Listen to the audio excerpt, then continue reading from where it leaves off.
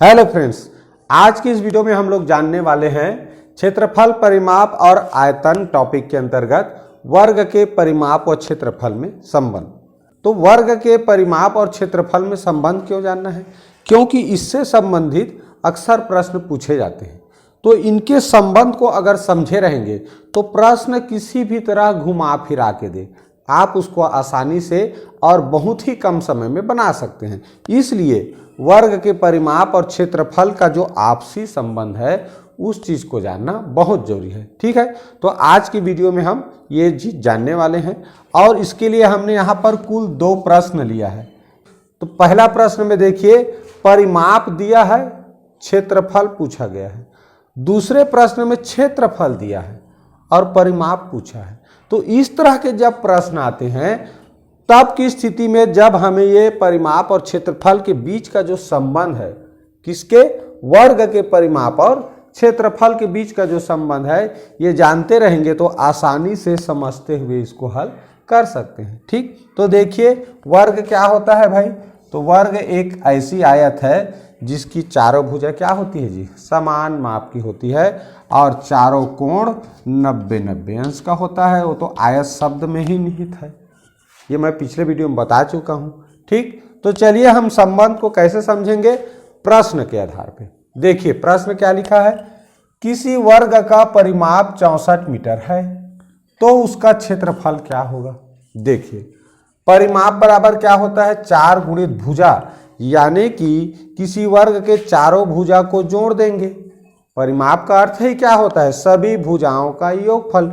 तो वर्ग में 4 भुजा होते हैं तो चारों भुजाओं का योगफल कर देंगे तो परिमाप हो जाएगा वर्ग का।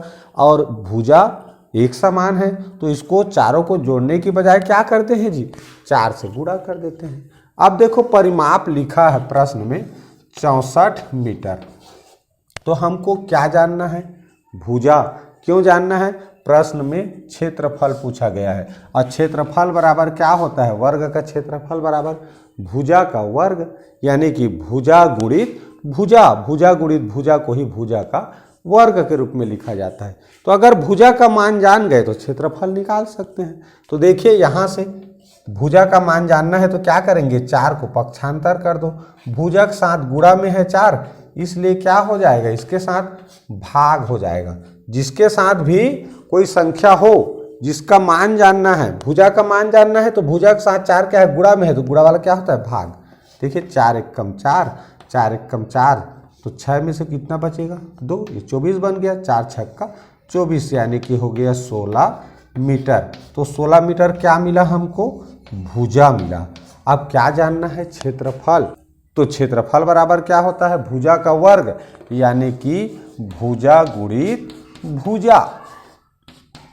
तो हमें भुजा का तो मान पता चल गया 16, तो इस तरह 16 और 16 का आपस में गुणा करेंगे, कितना होगा, देखिए 6 छक्का 36, हासिल 3, 6 कम 6 3 9, इकाई में करेंगे 0। अब ये आ गया 1 छक्को 6, 1 1 कम 1, कितना आ गया, देखो 9 6 15, 256। क्षेत्रफल है तो क्षेत्रफल को किससे मापते हैं जी, वर्ग से मापते हैं। और किससे वर्ग बना है, तो मीटर से, तो वर्ग मीटर, ये हो जाएगा इसका आंसर।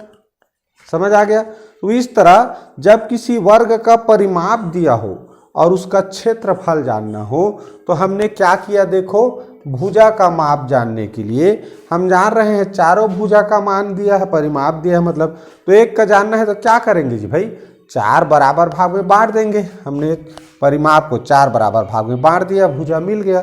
अब क्षेत्रफल बराबर क्या होता है, तो भुजा गुणित भुजा, या कहें भुजा का वर्ग, दोनों का अर्थ एक ही है। तो इस तरह जो मिला था मानो एक भुजा का है तो उसका आपस में गुणा कर दिया, इस तरह 256 वर्ग मीटर।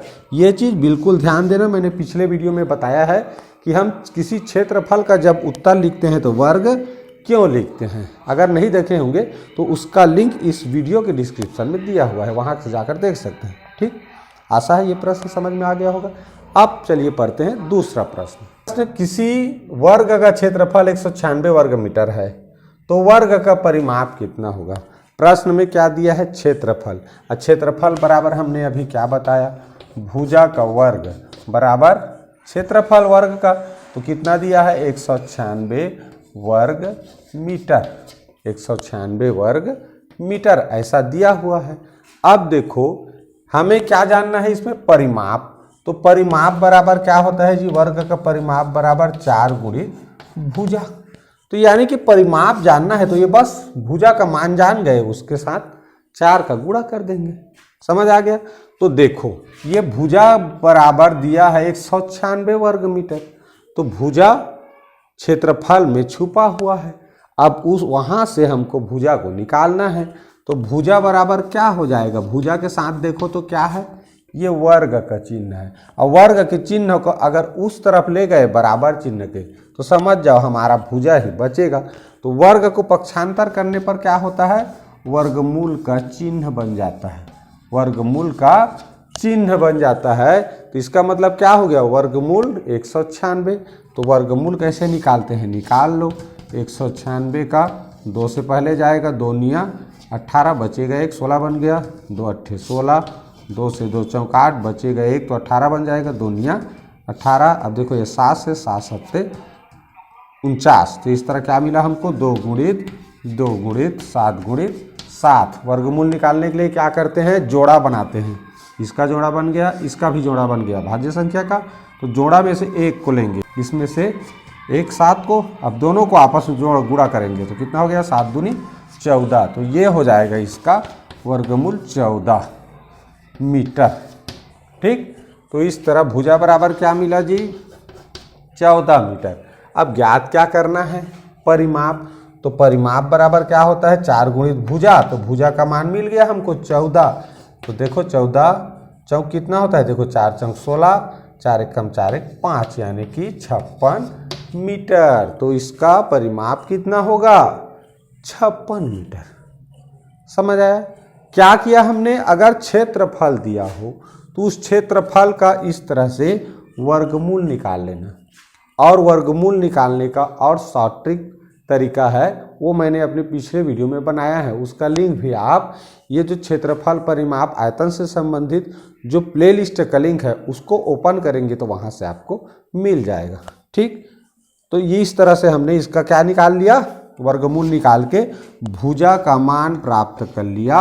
और भुजा का मान प्राप्त हो गया तो परिमाप बराबर क्या होता है जी, एक ठो भुजा का मान पता चल गया, तो चारों भुजा समान होने के कारण सब उतना ही रहेगा, तो उसको परिमाप के सूत्र से या तो गुणा करके कर लो या उसको जोड़ लो 4 बार लिखकर, आपकी मर्जी, आपको समझ होना जरूरी है। ठीक, तो इस तरह से वर्ग के परिमाप और क्षेत्रफल में संबंध होता है और इस तरह का प्रश्न इससे संबंधित पूछे जाते हैं। ठीक, तो आशा है आप लोगों को यह वीडियो अच्छा लगा होगा, और वीडियो अच्छा लगा होगा तो प्लीज़ एक लाइक ज़रूर कर दीजिए, और चैनल में अगर नए होंगे तो सब्सक्राइब जरूर कर लीजिए। वीडियो को अधिक से अधिक शेयर करना मत भूलिए। ठीक, और पूरा वीडियो देखें इसके लिए बहुत बहुत धन्यवाद।